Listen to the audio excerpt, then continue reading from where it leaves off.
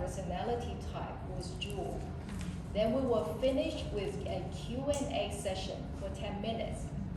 With that in mind, we plan to finish at 2:30 p.m. So, without further ado, we will start lesson 2 now. Thank you.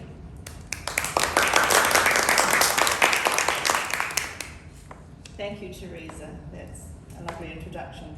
Just so you know my background, I am a registered nurse and midwife, and I have worked in both public and private hospitals and also clinics on the Gold Coast since moving here from New Zealand 33 years ago. So, we'll explain firstly what Medicare is. So, Medicare is the Australian universal healthcare system. So all doctors in Australia work under this. It is subsidised by the government heavily. Some GPs will bulk bill. So a GP is a general practitioner. You would go there first with any ailment or question about your health or your child's health. So bulk billing means that there's no out-of-pocket expense for you when you see that general practitioner. With some, there will be what's called a gap payment, and you can ask about that when you book in your appointment. Especially, there's always usually a gap with a specialist, and some of them are more than others. They can range from $100 to $200 over and above Medicare. There are referral systems under Medicare which may provide you with 5 sessions of, for example, podiatry, so feet and leg care, physiotherapy, psychology, there's many other specialties. So you would be allowed a group of 5 sessions free of charge. This is if you have Medicare. So my advice is to find a GP that you like and stick with them. There are some good Chinese-speaking GPs on the Gold Coast. That is my area where I live. You may, just so you know, be asked to sign a My Health form, which is it's allowing release of your medical records between doctors and between, say, pathology or X-ray, so that you consent to have your health sent somewhere to another medical person. The Medicare safety net is when you reach an annual limit of medications. So there are thresholds of out-of-pocket expenses. So when they are reached, that's over and above Medicare, you will receive a higher benefit back from Medicare, and they even may become free of charge. This would apply more to someone who has a chronic illness that would be accessing a lot of medication or tests, special tests. Generally the elderly, but it can be a younger person. So then most blood tests are bulk billed under Medicare, and most X-rays. Also some health screenings such as breast, pap smears, bone density screening when you reach certain ages.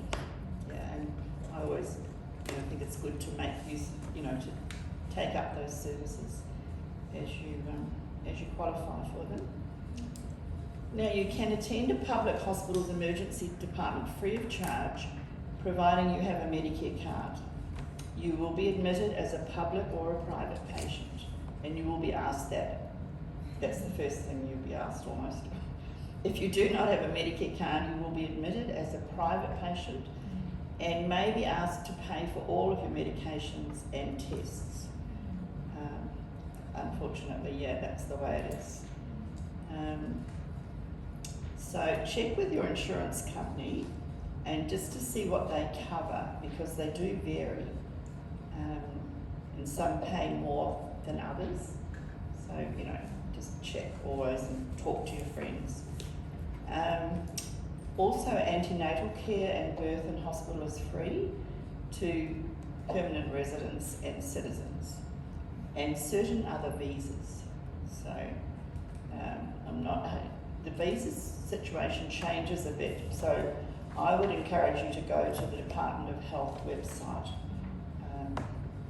And some countries are reciprocal with childhood and adult immunisations and also hospital, but I know China is not one of those countries. It's only 5 actually, not at the moment anyway.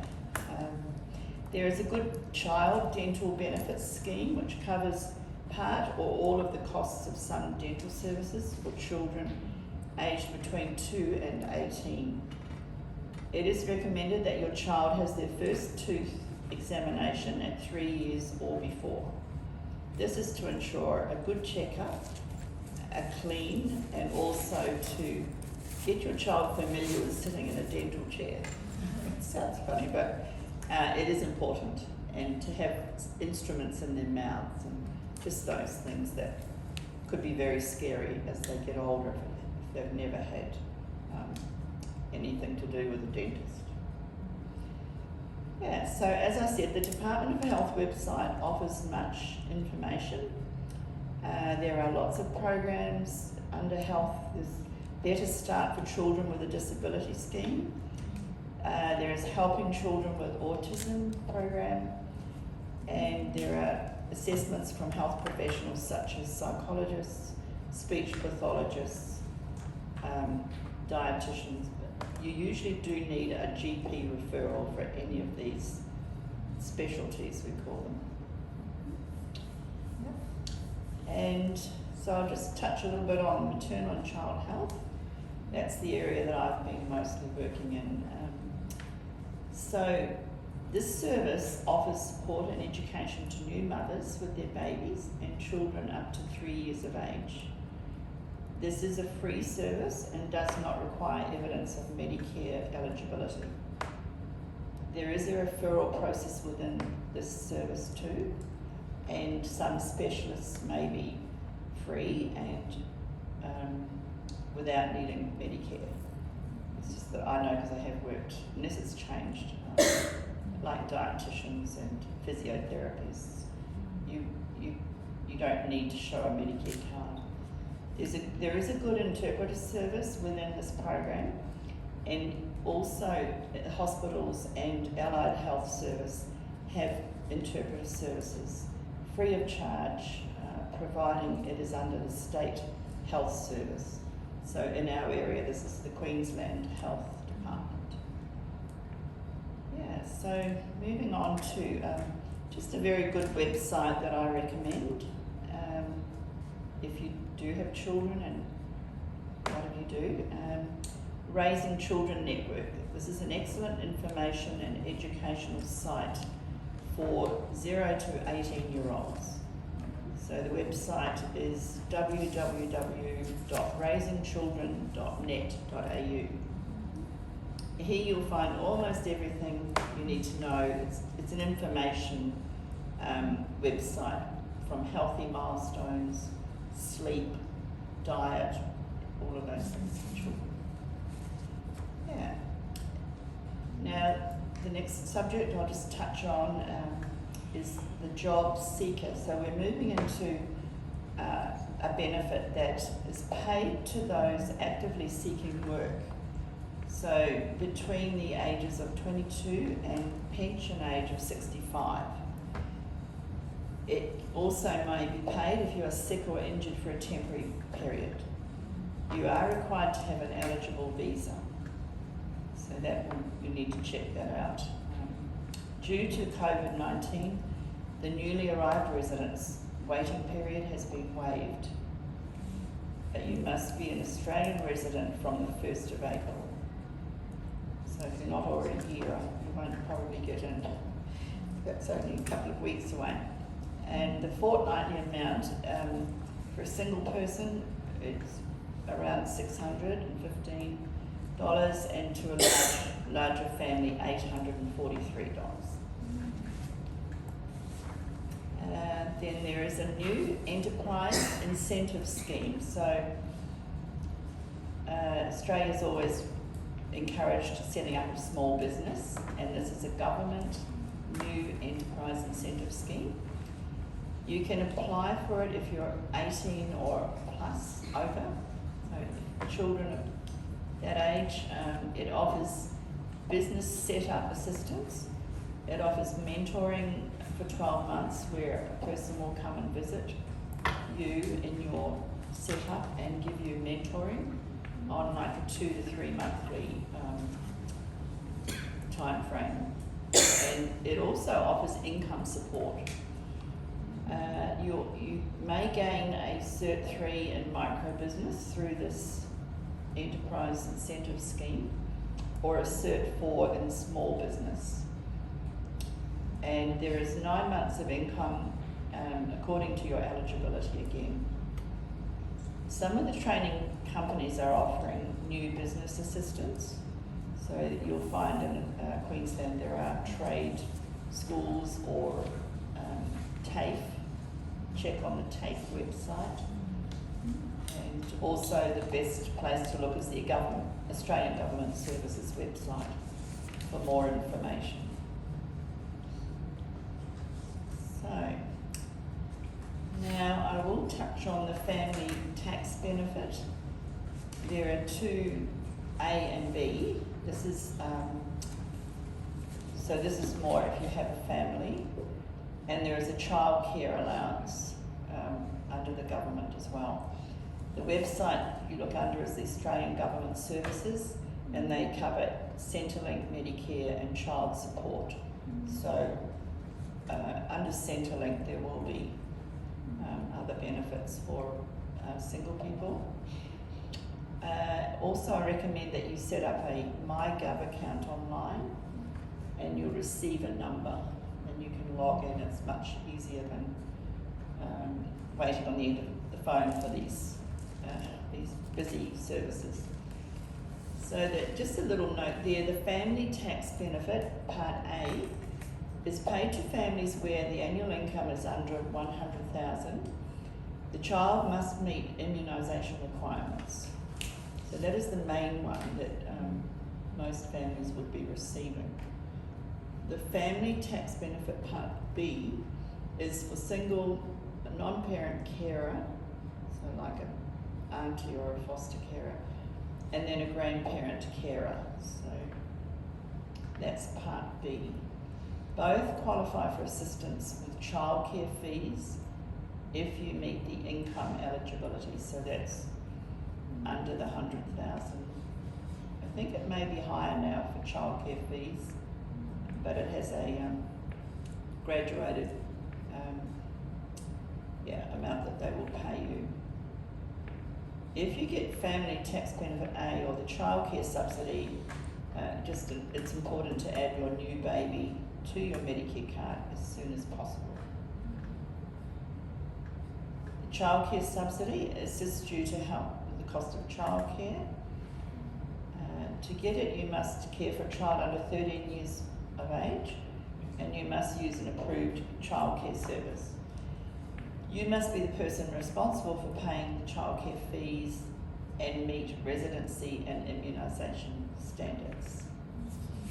And I'm pretty sure the residency is it's a temporary residency visa. And there's a 2-year wait for a lot of these subsidies. But there's quite a lot of detail on these websites, so I think it's good that if you go to them. Then in Australia they have what's called a concession card or a healthcare card.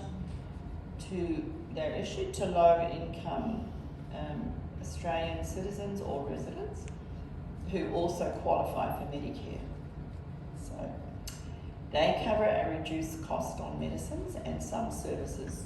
For example, you might get reduced dental, which is a big cost. And the concession card is for older Australians who don't qualify for the age pension after 65 years. And they still fall below the income level that's required. The present card is the Commonwealth Seniors Health Card, which offers the same reduced costs of medicines. So it's just one way that the government tries to support low-income people. So Australia has one of the best healthcare systems in the world, I think. There is a Medicare levy, so if you're a working person, it's 2% of your taxable income. And you will not be turned away from a hospital in Australia. You will be asked to pay or be sent a bill, I'm sure. But there are a number of private health insurers. Some offer better value for money than others. So you need to do your own research and ask your friends who are in your similar situation. And you, as most insurances, you will usually get what you pay for. Paying a little bit more means that you're covered for more. Also, you probably wonder about some emergency ambulance transport. In the state of Queensland, if you are a resident, ambulance transport is free. There is a levy on your electricity bill. But I know it's not free in Western Australia, so be aware of that. Even I wouldn't be covered in Western Australia with a Medicare card. So private health will cover you though, anywhere in Australia for emergency care, emergency transport. It's the ambulance. So there's a lot to cover, but I've just touched on a few of those things. If anyone would like questions on that, we can have questions after.